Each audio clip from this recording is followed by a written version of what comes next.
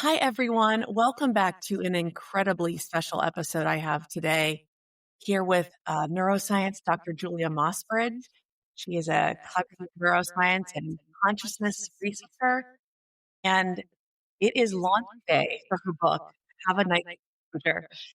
I am thrilled to be able to do one of the first podcast interviews since the launch this morning, and the thoughts on and the reflections on love and the interconnectedness that we all share is something that we hit on in a separate interview and realized, oh my goodness, we need to do this one on one and to dive deep into what it means to live from a higher consciousness and a higher awareness. Dr. Julia, thank you so much for being here today on Inchstones. Thank you. Thanks for having me, Sarah. And thanks for wearing your beautiful gold sweater on launch day. I guess it matches. This is one of those things. It's actually not even a sweater material. It's so soft and fuzzy inside. It's beautiful. Thank you. Shiny. Thank you. So, before we begin, you hold space for so many of the different shared experience and lived experience of non-speakers, and it's become so foundational to your work. So before we dive in, I want to say thank you because as the audience I serve of women, mothers, and caregivers of children with profound autism and that are non-speakers, it is such a gift to go and continue to connect with the researchers that are doing the work that augment and reflect the things that we see every second of every day being in the presence of our children. So I wanted to hold space for that first because there is never enough time to sit in the gratitude for the work that you do. So thank you for that. Wow, thank you. I've just begun. I'm excited to be doing more in the coming year, and I could tell you more about that. But in the short period of time that I've been doing this, I shouldn't say I've just begun because for my whole life I've been studying different kinds of what we call anomalous cognition, different ways of thinking than sort of normally flow with neurotypicals. Even as a kid, I studied anomalous cognition in my family by force in the sense of how else was I going to survive? So we both share fathers that are physicists, which is no surprise. It actually, a lot of which ways. also means we both share fathers who have some form of OCD and probably on the autism spectrum. Without a doubt. Yes, I can say that confidently without having met your father. It's almost true to a person. And if you met him, and I bet your dad and my dad would actually get along famously or sit very near as, S isomers of each other. Totally. Chirality would be perfect. Yeah, but it's specifically working with non-speakers. That started in March of this year. And that's been profound. I feel like I found my people. That's a luxury to know that you said that, to have found your calling and your people, and to say it with such joy and depth and groundedness below it. That's amazing. Well, yeah, because these people, so when you're a smart woman who's very creative and thinks outside the box, as they say, although that phrase irritates me because there's the box is this tiny part of the, where's the box? I have no idea. I've never been even part of the box, but can't even locate the box. But when you're a woman who's like that, your experience is different than men who are like that. Yes. And so I've been hearing a lot because I work a lot in technology and science, and I hear a lot from men who are my age or older. So I'm in my 50s, men who are in their 50s, 60s, and 70s. And they talk about how, as soon as they realized how smart I was, I skipped grades, and then they took me out of school, and then I started working for the government and all these things. And I'm like, interesting. That's not how I was treated, even though I had the same test scores. Right. And so it's being with people who are like that and who are not sort of defending their status, who are really, really brilliant, but aren't defending their status and are not sort of used to the egoic competition about who's smarter, yada, yada. That's what it feels like to be with non-speakers. Here are people who see and experience the same things that I do, and they know about things in the same way that I do from the inside out. Mm-hmm.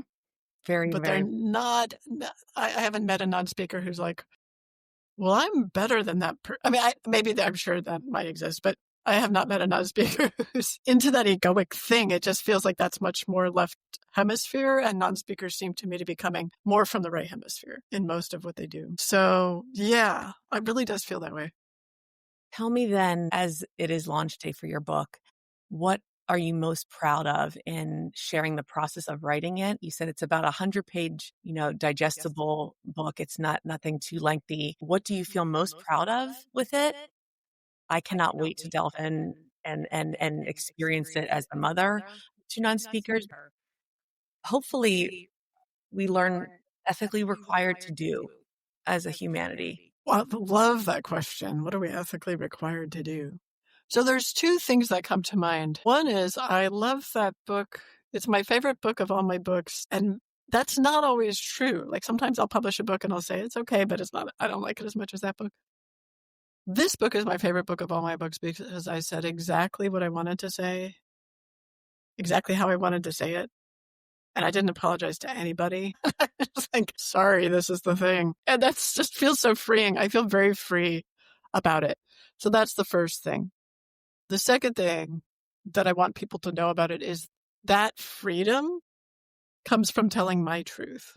So in the book, I not only tell my truth when I'm writing this story to help people feel the connection between their insides and the outside world and the spirituality and the love in that connection. So that's, but then that had its own act, like it had its own act of power on me, just writing about that. I wasn't going to include the second part of the book. It was going to even be 60 pages. Right. And the second part being what you The realized. second part is as I went through that process again, as I was helping people go through it, obviously I was helping myself go through it again, this recognition of my own disclosure. And I realized I had to speak the truth and really investigate my own experiences as a kid being in this special gifted and talented program. And I put gifted and talented in air quotes because it was really creepy. Now, before I sort of go into that program and what that has to do with ethics, I want to be very clear. Gifted and talented programs are very important. They bring people who are thinking differently or really just too smart or not smart, too exploratory in certain ways of thinking for the mainstream. And they really need to be opened up and allowed freedom to explore in Yes. some particular subset of their intellect or their creativity. Gifted and talented programs are fantastic. So I do not want to put down gifted and talented education at all. It's very important. Okay, so the part that I objected to is I was put in this gifted and talented program without permission from my parents. So I told them I was in it. And then I told them the parts that I felt comfortable telling them about. And there were parts that I didn't feel comfortable telling them about. And that's weird. So the parts I felt comfortable telling them about is like, well, they tested my IQ like 30 times, different ways. Like, that's insane. I know how to take an IQ test, let me tell you. And this is ridiculous. Mm-hmm. And my mother at the time was getting her master's degree at Northwestern in learning disabilities. She ended up leading a school for people with non-speaking autism in Northern Illinois. So it's very interesting that I learned from her in some things. But she did an IQ test as part of her training. They had to learn how to do IQ tests. So everyone used their kids, right? So I came in to do an IQ test. I was like, oh, this again. I mean, it's like, Old hat. It's like sitting at a therapist. You're like, what do you want to know? okay, and the next question is going to test my spatial memory, right? All right. Oh, you guys are all really happy about my auditory memory being so good, right? Wait till you get to the next question. I'll tell you. Great. So, Oh my gosh. so that was weird. But that was kind of like, okay, I get it. For a gifted and talented program, you're going to want to know, like, in what way is she really, like, why is she different? They're clearly studying me. I get that. Okay, maybe feel a little special. Mm-hmm. It gets weirder. So, like, we would go every week. We, being like me and one other person from the gifted and talented program, would go every week to the nurse's office and get our hearing tested. And I'm putting that in air quotes because I actually studied psychoacoustics in graduate school and I actually know what a good hearing test is, and those were not hearing tests. They were giving us bizarre little, but much higher frequency than I just produced tones, especially in our left ears. And they were having us do weird exercises with the tones, probably related to whatever the Monroe Institute was doing at the time, I'm guessing. And that guess, I don't know for sure, but that's based on the follow-up program. So my program was called SOAR, which creepily stands for Students on Active Research. It stood for that when it first came out. That's a creepy name. And what year did that come out? Well, SOAR came out near Augusta, Georgia first, as far as I can tell, in the early 70s. Right. And then I was in Illinois, and they changed the acronym to something like, also creepy, like Scholarly Opportunities in the Academic Realm, which also, like, you guys are bad at acronyms. Like, you need to have us figure out the acronym. Right. Like, at least we can help you with that. So we could do the work for you and give you a great acronym for it. Please. Oh my gosh. So anyway, it started down there. It started with the wife of, I'm just saying this because she's dead already. I read this in her obituary. She's the wife of a man who was at the Savannah River nuclear lab. And then, interestingly, both the counselor and that ran the program or set up the program in our school's district up in Illinois, and my teacher had relationships to Savannah River Nuclear Lab through their husbands. Yeah. So this is like, so that's an interesting read. And over the course of the book, at the end of the book, I won't tell the whole thing, but basically I come to the conclusion that they were the government or government contractors. It doesn't matter, because if government contractors are working for the government should, be aware of what they're doing, and they're responsible for what they're doing. Whoever it was administering this program, they were studying the effects of radiation, ionizing and non-ionizing radiation. And whether it was from our parents, because everyone in my class had a tie to the federal government. My dad worked for the Department of Energy. My best friend, her father was Army reservist, but then her uncle worked for the Department of Energy. It goes on. There was an Air Force kid, et cetera, et cetera. No matter who was administering the program, and I want to say this very carefully, I don't know who was administering the program. I also don't know where the program originated. But whoever was doing that for the government was doing it, I believe, to do something good. I believe that they believed they were doing something good. I believe that they were unearth something positive from the humanity of children that were put exposed to radiation. Exposed to radiation, right? Like, let's screen for people who had a positive, like who had these like special skills as a result of it. I mean, it sounds like a comic book. It does, right? It does, but at the same time, you think someone thought of this, and it does have some roots that potentially are ethically really positive. So I applaud that. I would feel the same way. Maybe that's the mindset that I try to lead with as well. But yes, continue. Yes, exactly. The reason you and I both feel that way is because we know that we have experience going through times when things are really rough, and you have to go through the trauma. You have to go through the recognition. I'm not even talking about my lack of memory of what happened in this little room with me and this woman, and then this woman and her husband. I know that they were there. I know that I would go down the hall. I could see the lockers. I would dread the walk there. Something would happen in the room every week, and then I would leave, and I would dread the walk back. But that was related to this program. Probably it was the counselor of the school and her husband, both Air Force related. So who knows what I was doing in that room and what I was trained to do. There was weird thing like drinks they gave us. There was weird crap, right? Yeah. But I have been through the part of my life where I've been like, all right, my family was difficult. There was a lot of mental illness, a lot of eccentricity, a lot of some frank neglect and abuse. And what I learned from that process is that when you come out the other side, like, it's really important to disclose to yourself what went on, and to be in therapy and to work with it, or however you need to work with it with a mental health practitioner. And then when you get to the other side, you recognize everyone was doing the best they could, period. Yes. And so there is this program, or has been this program, and I'm not convinced it doesn't still exist. But anyway, there was this program in the 80s. There was this program in the 90s. There was this program in the aughts. And it has gotten a little bit of more relationship with the non-speaker world in the following way. So in my class, there weren't any non-speakers because that was in 1980, 1981. No one was, there was no integration of the classroom. In the aughts, a fellow named Jordan Jozak, you can find him, I think he goes by Merciful Martin on X. He's out of the closet now, talking about his time in the aughts, being taken away from his family and put in a day program. They tried to make it a boarding school, or maybe it was a boarding school, I forget. But anyway, for people who were special education program. Mm-hmm. And they diagnosed him with all sorts of mental illness, which seems a little bit like fake to me, like too many diagnoses for one person. Right. Like that, everything from giving them all just under the assumption that one or two might. Well, right. And also, by the way, with mentally ill students, that's not the same thing as special education. So it just seems like a cover story. So anyway, he ended up in a school where primarily it was autistic non-speakers and him. And what he knows is that he was asked to interact with, what he says is that he was asked to interact psychically with non-human intelligences. Interesting. Mm-hmm. And give them information about that. That was his experience that he talks about.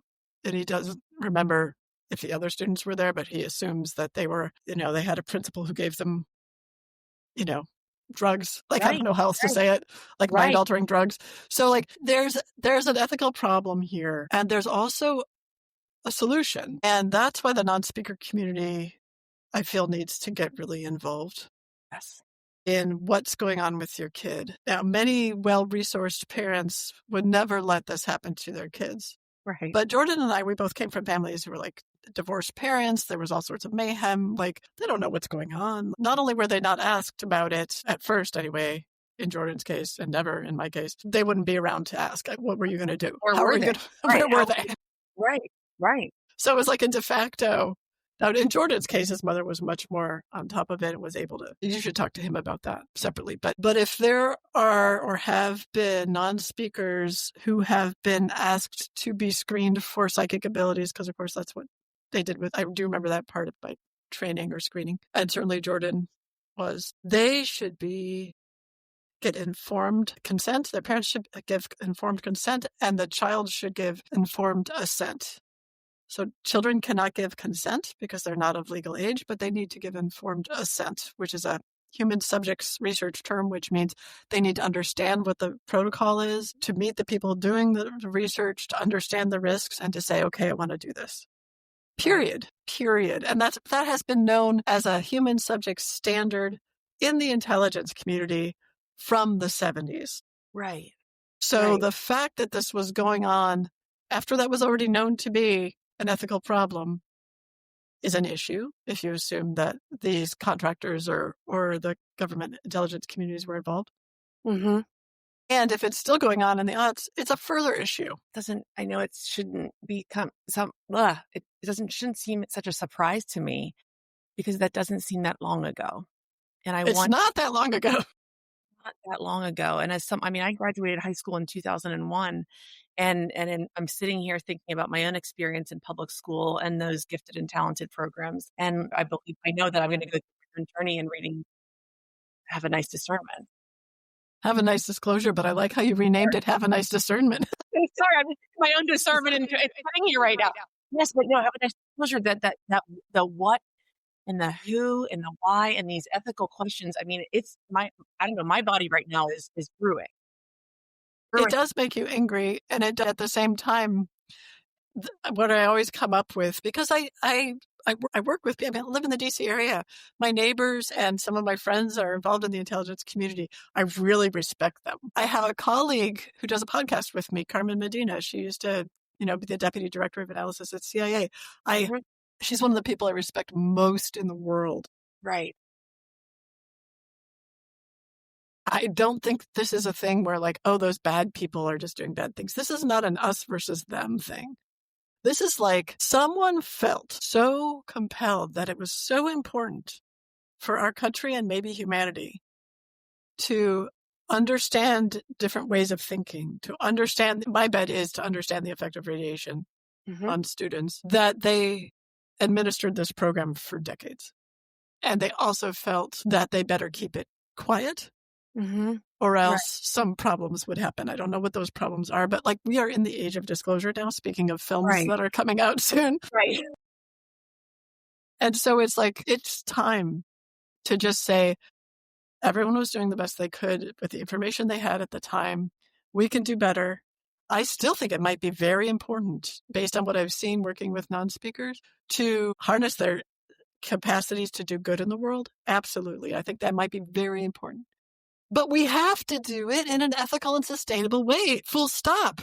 Yes. Period. And to do it from I think so much about the population I serve of these women and mothers and caregivers with this deep maternal instinct and desire to bring their children to the best version of themselves, to do exactly what you said, to provide such meaning to what the next age of understanding and of ethical, improvements for our world.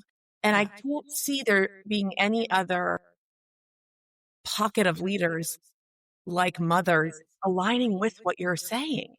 We want it to be ethically sound and to have everyone rise from this.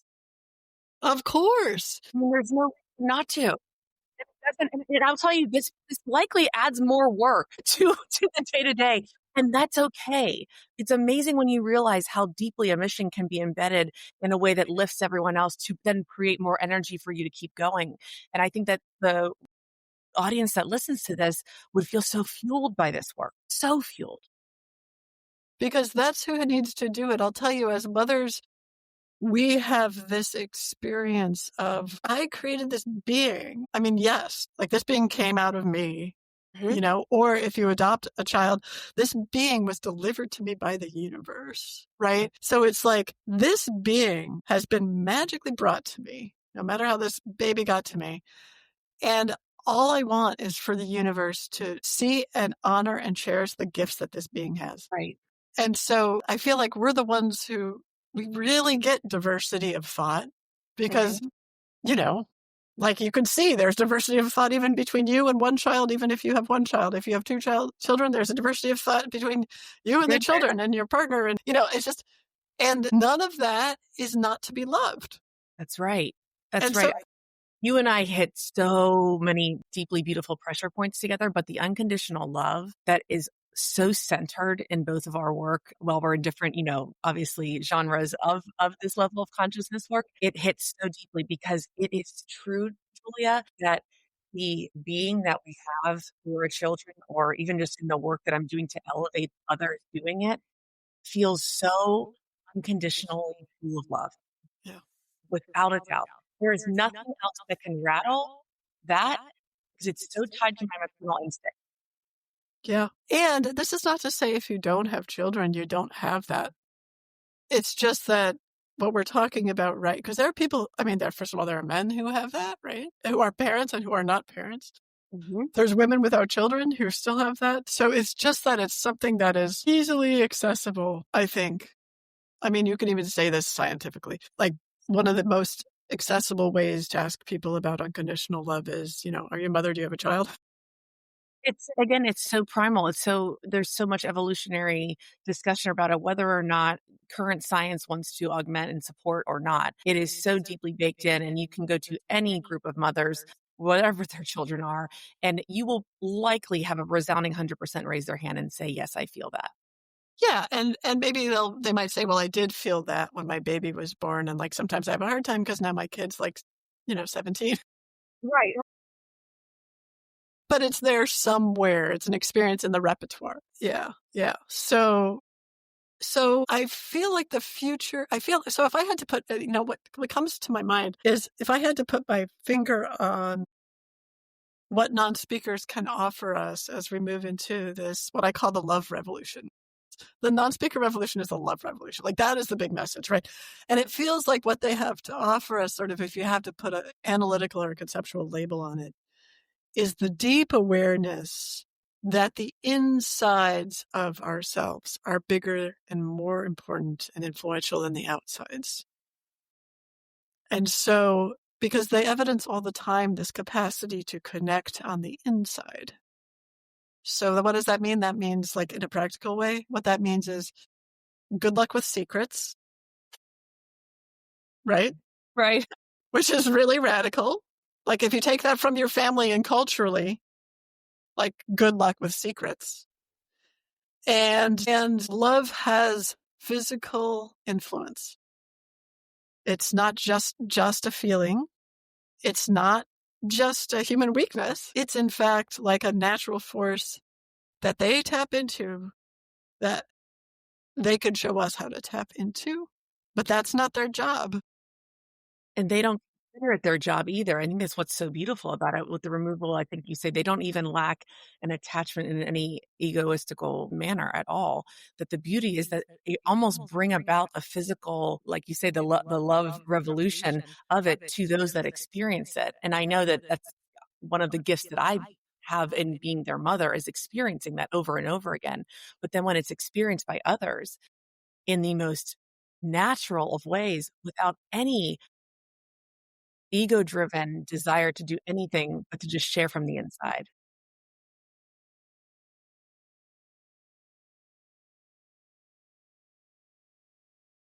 Universal love is like a natural force, and the experience of that connection is unconditional love. So it's all in there together. It's all this grand awareness of the truth of who we are. And that's the next, I mean, that's the love revolution. And I'm very excited that that's what's coming because it's coming like today. I couldn't agree more. I always laugh, in having a non-speaker that's both a boy and a girl, and Yeah. how differently I've watched the shared conscious nature of the love between the two of them so differently in just being a boy and a girl. And again, I Can you like talk about that a little more? I think there's so much. Again, I'm an older millennial, right? I was born in 1983, grew up in the 90s. 9/11 happened my freshman year of college. Very analog up until going college through the digital world. I feel so grounded in the way I wish I learned about very and evolutionary things with boys and girls and how that was taught to me growing up and what relationships look like and how boys feel and how girls feel, how they learn was just a very basic acceptance, I'd say, on my part. And then having a non-speaker, that a boy and a girl, and watching them develop as non-speakers, they are so typical in how boy and how girl they are in every aspect except this development of consciousness and how they share it. My, s- my son is so behind in what I know. My daughter, it was like by the time she was 18 months, and I look back on the videos of us, she was already honed in on sharing that with me, Yeah.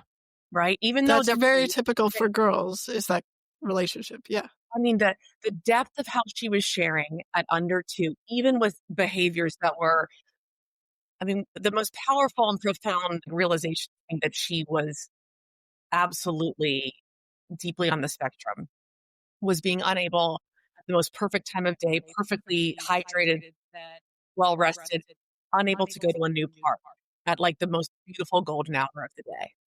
Couldn't be held, couldn't walk, couldn't stumble. I mean, she was, I jokingly say, I mean, it was a disaster. She could not function in being in a new, beautiful spot. You bring her home, and I would say, sweetheart, that was so difficult for you. I'm so sorry that I was unable to understand that. And you look at this peace come over this 18-month-old. Hmm. And she was sharing that with me so deeply from such a young age.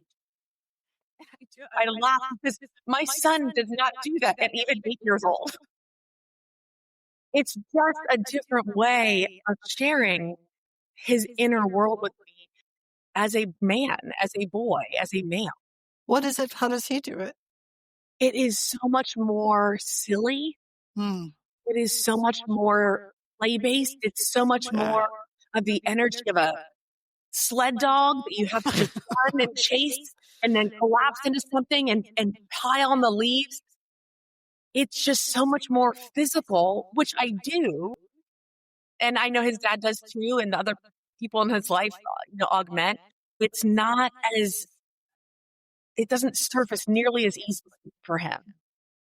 Yeah. It takes a lot more conscious effort as his mother to almost have him feel like he can feel that too. It's so interesting because I bet if you had another boy who was a non-speaker, he might be different. I I know. I like so I'm listening to this, and when you explained the first story with your daughter, I'm thinking that's my speaking son at 18 months. That sounds Interesting. yeah, totally like hardly said a word, but he eventually spoke, but like not at 18 months. Completely like I will psychically tell you all the things. Huh? Right. No, you're probably, you're absolutely right. I think it feels like to me in my exact home and world that like they are so painfully typical of what I was taught to be boy and girl development, aside from all the things that actually make them the most beautiful little souls, which are, he is the most emotionally developed little boy you're ever going to meet. Now you're going to see that through whenever he's watching his favorite shows and the characters get hurt and he watches it over and over again. His lip is shaking and he's looking like, do you see how hurt Daniel Tiger's friend is? And I have to always say, I do. And I'm telling you, isn't that amazing to see Daniel help his friend? It's like, and he will say in his voices, a choo-choo-choo, he expresses it all. But it's not to me. It's always through something else. Yeah. My That daughter did it to me. yeah. Yeah, she's through you. Yeah. The attunement with non-speakers to emotions, social emotional perspective, the big picture rather than the broken up analytic picture, and the and music are all right hemisphere functions. And speaking is a left hemisphere function.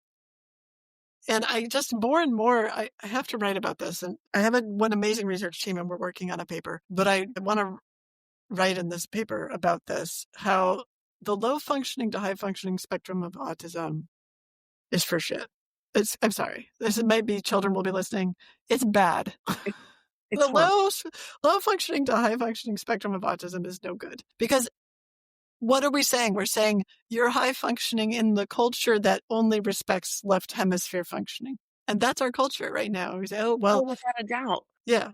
And I so mean, it layers over to mothers too, right? 100%. You're only a good mother if you are left-brained, applicable, or able to apply that to your motherhood as well. That's right. Yeah, you have to be this analytical kind of, especially where you live. I mean, you live in New York, which is Yeah, super like analytical and like you better be able to figure out the right decision for your child. without a doubt. And I found I've done my own just, research on this, through my own peer counseling, the amount of mothers that fall exactly into the bucket that you say they want to know exactly what to do, when to do it, how to do it. Yeah. And I'm here is to try to show you that it's all within you to do that for your child. But the analytical nature that has been conditioned, even in the brilliant of societies and the world that we are living in, even just the educational and academia environments of some of these mothers that I talk to that are, they have other children that are attending Columbia and the Brigham School and all these amazing educational places, yet they are paralyzed when it Yeah. comes to the next right thing for their children that are high, low, whatever. Who are right hemisphere gifted. That's my new term. Right I love it. hemisphere I gifted. love it. That's the next title of your next book, and I want to support it in every way I can. Yeah, right hemisphere gifted. Like, come on. Like I'm sorry. That's part of the great learning of being a parent. When my son, I'm, he can tell his own story, but I will just briefly say he had a rough time because he didn't learn to read until he was 10 and he thought differently and he saw things differently. And I was always like super, I got all the A's and I knew how to do academics. I knew how to go to tier 1 institutions. And play that. I knew how to take IQ tests. Yeah. I knew how to do that. And I panicked when I got it that he was not like me in this way. He did not like school, for one. That was a shocker. And then two, like he was really, really smart, but they weren't picking up his kind of intelligence. Not for a while, not until later. And so I had to learn inside of me that I had all these judgments that were based on, well, if you're good, obviously you'll do these. Like, this is what a good person does. Like, Right. they do well in school and da da da. It was so judgmental, and I had no idea I had those judgments. The systems of conditioning that I have and am still, it's a practice learning to unbecome tethered to, and to realize all the bottlenecks that I had placed on myself without even consciously choosing them as a mother has been the toughest of work, yet the most satisfying as a human and as to exactly what you said about your son. My 2 night speakers, they experience so differently. I mean, Millie would likely thrive if I put her in full-time PBA. She's like second on the list, like, you know, Smokies, man. Like, I'm gonna do you. My son is like, "Get me out of here. Yeah. Get me in nature, get me in sensory room, and be in front of this fellow community teacher, and I'm gonna look at you so clearly and go, 'I already knew this next question.'" And he does every spell to communicate, and I'm sobbing here going, "Dee, I'm so sorry that your brilliance is just now being the surface."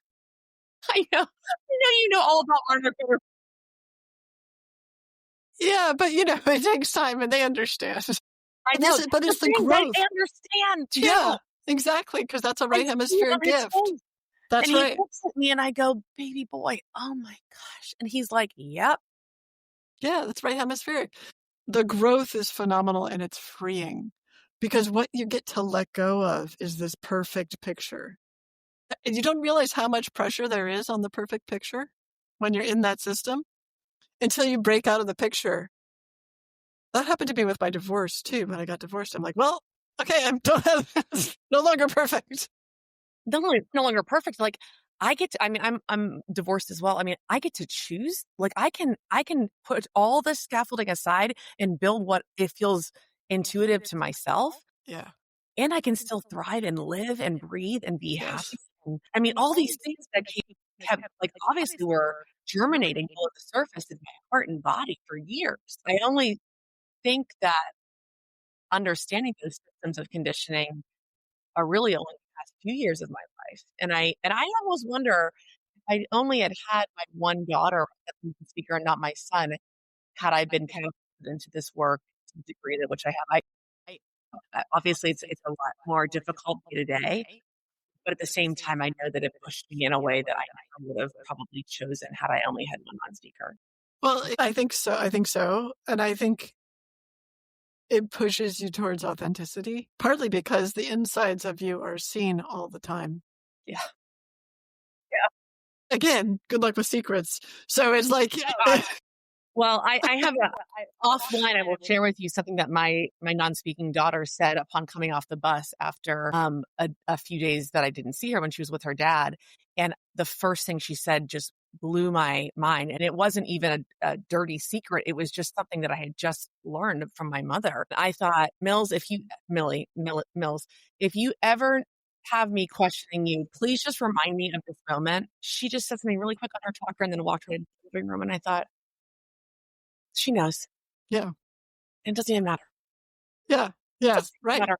Because if you have the big picture and you have compassion and you understand human relationships, you are aware that everyone is flawed, including yourself. But I think one of the things the right hemisphere doesn't do a good job of is helping you stay in your body and get down to the practical things that are going on around you. Yes, meaning and measurement are constantly like this. Or where are you relative to the people around you? Like, you're very aware of the people around you, but could you draw a map of where you are relative to those people? Like, that's why I'm really excited about. Is it okay to start talking about some of the work I plan to do I would next? love to. That's what I was going to delve right into that. Yeah. Because of the telepathy tapes, Kai Dickens found me and introduced, because I work with extraordinary thinking, found me and introduced me to Maria Welch, who's a teacher in the Chicago area, and then also to Natalia Meehan, who's a teacher in Connecticut. Both work with autistic non-speaking individuals. So I've been working with them, and then Jeff Tarrant, PhD out in Oregon, who has also been working with non-speaking individuals, and then also Damon Abraham, who is a PhD from University of Denver in cognitive affective science, and he started being on our team. So we started rolling this team. Then my son joined the team to create stimuli for the non-speakers. So anyway, it's kind of a snowball, but the entire team is run out of my nonprofit Tilt, the Institute for Love and Time. And for 2026, we have 3 projects, and I'm excited I can give you the link so that people, if they want to Yes, donate absolutely. or if they want to tell someone who has lots of money. For sure. Yes, exactly. So the 3 projects are one, which is the one I'm about to talk about is fully funded. So if you get excited about it, great, know that it's going to happen. And then take your money and put it somewhere else.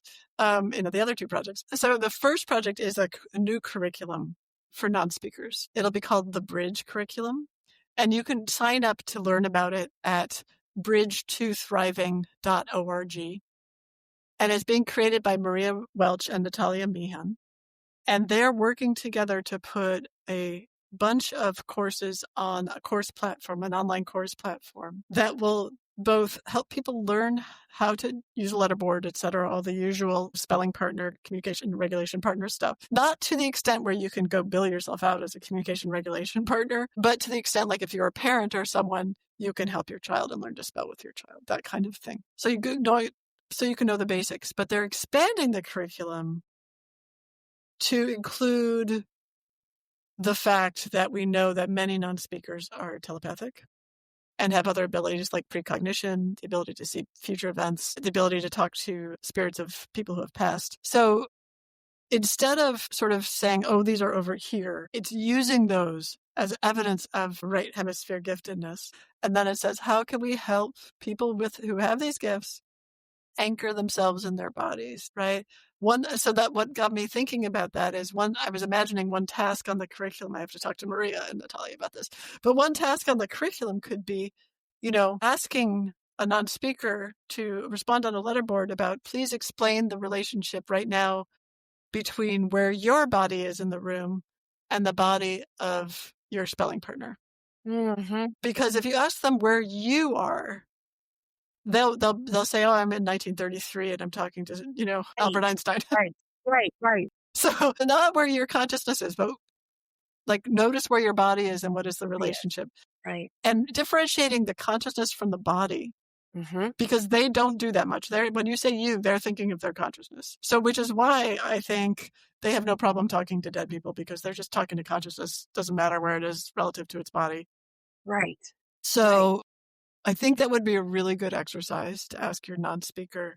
So right now, how is your body arranged in the room relative to the rest of the room, relative to the speller, relative to the table, the spelling partner, relative to the table? So anyway, I just got excited about. I wonder if I'm thinking about if I asked that to my daughter specifically. I think she would do. I wonder. And again, as her mother, I think I would know best, or potentially have a hypothesis. She'd put her glasses down, you're really going to ask me that? That has nothing to do with me being here right now. But you can explain, Yeah. That's the thing, is that if you explain, your brain has these 2 hemispheres, you are gifted in this area. This is the area that needs development. These areas need to talk to each other. You're not going to lose your giftedness. So what we see as non-speakers get older and spell more and attend school, etc., is they don't lose their giftedness, but they can express it better. Yes. Right? Yes. And they can do more analytical tasks. To make this to elevate this from a macro level, if there's anyone listening that this is all very new to them, I was speaking to a trauma therapist, and she said, so many trauma survivors are very have anticipatory sadness. They don't want to lose the skills that their trauma taught them. Yeah. And so I think that's very similar to what you're saying, is that they don't lose their skills of their Not at all. sphere. It's just the growth in their left to have their more of speaking to each other and understanding that. Yes, and we have evidence of that. We've seen that in the clinic, and then also the second study that we're doing is probably going to confirm that. But the second study is about neurofeedback and neurostimulation using transcranial direct current stimulation, which is a really safe 9-volt battery or less form of stimulation. That Jeff Tarrant on our team is leading that project as the principal investigator. And he thinks he has protocols. I notice I'm playing with the light here. It's I would just say the little stripes. But he thinks rainbow, he wants to test 2 protocols. One that he thinks will help with OCD looping, because non-speakers can have these motor loops that get in the way of spelling. And 2, a protocol that might help them with mood and communication ability, so they could spell even better. Amazing. And so we have a protocol to test both of those. That whole study needs to be funded. I think it'll be amazing. But what we've seen so far from people who have, non-speakers who have used the transcranial direct current stimulation, TDCS is a lot easier to say, is that they haven't lost their ability at all. In fact, some of the most gifted speakers psychically have also gained some speech and gained some capacities. So capacities on the left hemisphere. It's not like you have to give that up. I agree that parallel to the trauma, you get to own everything that is in your life, all of the things that are in you, and you get to grow and change and develop in ways that you want to grow and change and develop. And that's part of school. So I think sometimes when we talk about how amazing non-speakers are, we forget that they have to grow up and go to school and learn too. I was actually talking with another mother about that who said, how do you know that Millie and Mac are in the right place now? And I've had, the pandemic was during Millie transitioning out of like the preschool, kindergarten, ABA to a more private, autism-based education. So there was a lot of years where I didn't even have access to the schools potentially to tour and to understand due to the pandemic. But I say all that now as people ask, how do you know? How do you know? And I said, I don't. Just like any other parent, I don't. I never am 100% knowledge is the right place. But she's also a student too, and so is her brother. And they're Yeah. part of the family. And I wish I could send them both probably to totally different schools, but I have a typical daughter as well. There's only so much that I can do, and I feel grounded in knowing that I'm doing the next right thing always for them and for our family too. Well, and the anxiety, the how do you know comes from an anxiety place. Absolutely. And it's just the anxiety is if I don't do the right thing, they're going to be damaged. And honestly, there's very few things that people can't recover from. I mean, if I ever told you about my childhood, you'd be like, wow, so you recovered from that. And then I told you about my mom's childhood. And Well, I was speaking to another scientist recently who said, we forget a lot of systems have to fail before something becomes a disorder. yeah, yeah, We are a really tough species. yeah, we are very tough. Yeah. And I will tell you another funny story. Like a pediatrician told my friend when she had a newborn who was petrified, riddled with anxiety over the baby falling. And this pediatrician said, do you know how hard it is to kill one of these things? It's really hard. We are such tough mammals. Look, we are tough, man. We come out, we are malleable and tough, and it takes a lot. So we can do all of this. Like you said, Yeah. these children, like they're learning and developing too. It's not going to be that one choice of the schooling or the No. therapy or the food. It's not going to be one thing. Well, also you can undo it. Yes. It turns out the school is a bad idea. Great. Great. We're going to try something else. Huh. And I, as someone I'm Catholic and devout. I believe that anxiety is really temporary atheism and wonder. I really do. It's like any anxiety. It's like I'm giving in to atheism. That obviously there's nothing out there, and I'm just going to worry my way into this decision. Or not even atheism, and it could also just be low faith. Like I'm giving into that God's there, but God doesn't really care about me, or God doesn't. Right? Right? Oh, Right? 100%. Who am I to be, to think this is going to work out? Yeah.